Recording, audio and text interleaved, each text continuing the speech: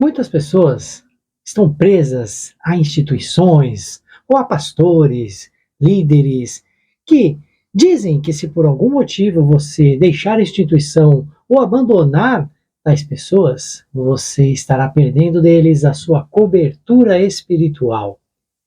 Isso está na Bíblia? Essa é uma prática, uma doutrina cristã? É o que nós vamos ver no nosso vídeo de hoje.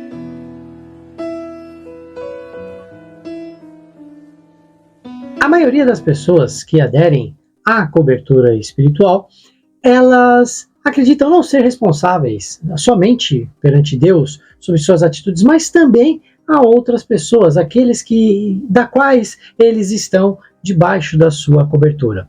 Os defensores, eles citam vários textos bíblicos de forma, já dizendo aqui de antemão, descontextualizada, mas o principal deles que eu gostaria de chamar a sua atenção é para o texto que está lá na epístola do apóstolo Paulo à igreja de Tessalônica, ou seja, a primeira carta aos Tessalonicenses, lá no capítulo 5, versículo de número 12 e 13, que diz assim: E rogamo-vos, irmãos, que reconheçais os que trabalham entre vós, e que presidem sobre vós no Senhor e vos admoestam, e que tenhais em grande estima e amor por causa da sua obra.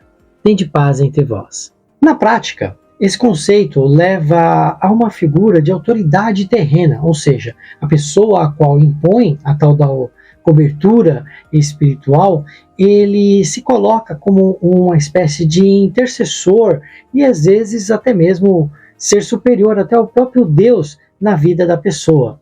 Isso faz com que as pessoas não façam absolutamente nada sem antes consultar o seu pastor ou líder que lhe foi designado.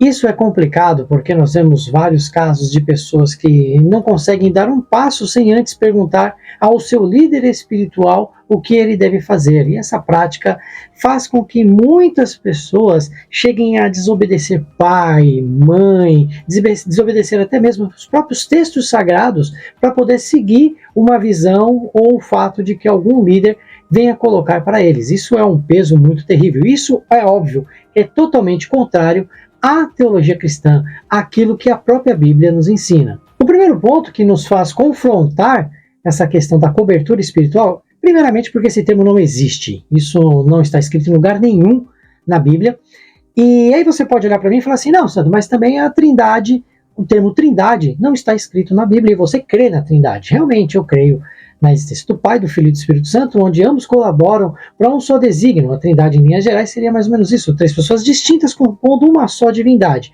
A questão é que a Trindade ela é comprovada pela Bíblia. Os textos bíblicos nos mostram, nos trazem à tona a existência dessas três pessoas e a colaboração deles para um só propósito, que seria a salvação da humanidade. Então, a Trindade, mesmo que o termo não esteja nas Escrituras, tenha sido cunhado tempos depois, ela é comprovada nas Escrituras, o que já não é o caso da tal da cobertura espiritual. Esse termo, além de não existir, ele não está sendo comprovado na Bíblia. E aí, você pode chegar a mim e falar assim, Sandro, tá aí o texto que nós lemos aí de 1 Tessalonicenses. Pois bem, esse texto colocado de uma maneira isolada, como muitas vezes é feito, ele vai ferir algumas leis da exegese, que é a ciência utilizada na interpretação dos textos. Então nós temos aí duas regras que estão sendo quebradas aí. A primeira regra é a regra do contexto, ou seja, o texto precisa estar inserido dentro de um todo, e também a regra da análise cultural, ou seja, nós precisamos entender o que se passava na igreja de Tessalônica para que o apóstolo Paulo viesse a escrever aquilo que nós lemos já momentos anteriores. E o próprio texto vai ser meio que, vamos dizer assim, contra essa questão da cobertura espiritual. Por quê? O apóstolo Paulo, ao dizer aos membros, aos crentes da igreja de Tessalônica, que eram crentes, digamos que recém-convertidos, eram pessoas novas no caminho da fé, eles estavam muito ligados ao apóstolo Paulo. Eles estavam muito amarrados e dependentes do apóstolo Paulo. Então Paulo vem e, querendo cortar, tirar, desfazer essa dependência que a igreja tinha por ele, admoesta os membros a valorizarem os seus líderes, a darem valor e ouvidos àquilo que eles tinham falado, os líderes que já estavam na igreja lá de Tessalônica. Então esse texto, na verdade, ele está indo contra essa questão da cobertura espiritual, porque Paulo, na verdade, ele está falando, não, você não existe isso, vocês não têm que ficar dependentes de mim, vocês têm que ouvir sim os líderes que estão aí dentro da sua igreja, das pessoas que estão aí, que foram levantados para pastoreá-los. Essa seria a colocação correta do texto. Para finalizar esse nosso pequeno bate-papo aqui, eu gostaria de levantar com vocês aquilo que foi feito, aquilo que foi proferido por Jesus na cruz do Calvário. Está lá no Evangelho de João, capítulo 19, versículo 30, quando Jesus bebe aquela esponja que estava com água, com vinagre, e ele diz, está consumado, e reclina sua cabeça e vem ao óbito. Nós temos ali o chamado tetelestai do grego, que quer dizer está consumado.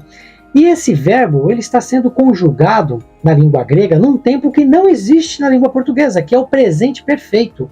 Ou seja, Jesus, ao dizer está consumado, ele está dizendo está pago. Tudo aquilo, todo o pecado da humanidade, todos os problemas, tudo aquilo que nós, na nossa natureza caída, tivemos e fizemos, Jesus pagou na cruz do Calvário. Com aquele brado, nós podemos dizer, juntamente com a sua ressurreição, que a morte foi vencida e que não existe esse negócio de você ter que estar debaixo da cobertura de uma pessoa, estar debaixo da unção e autoridade de uma pessoa, para que você venha a ser abençoado ou não, para que você venha a ser cristão ou não. Você tem que estar debaixo da cobertura de Cristo. Ele disse que, o apóstolo Paulo disse que o Senhor Jesus riscou a cédula do pecado que era contra nós, e quando houve o brado do Senhor, o está consumado, tudo aquilo que era contra nós foi cravado na cruz, e nós não devemos ter esse tipo de conduta, de pensamento, de colocação. Se você tem algum problema na sua igreja, você deseja sair, se por algum motivo você acredita que não está dando mais certo caminhar junto, não tem problema nenhum, você não está debaixo de cobertura de ninguém. A sua cobertura é o próprio Senhor Jesus.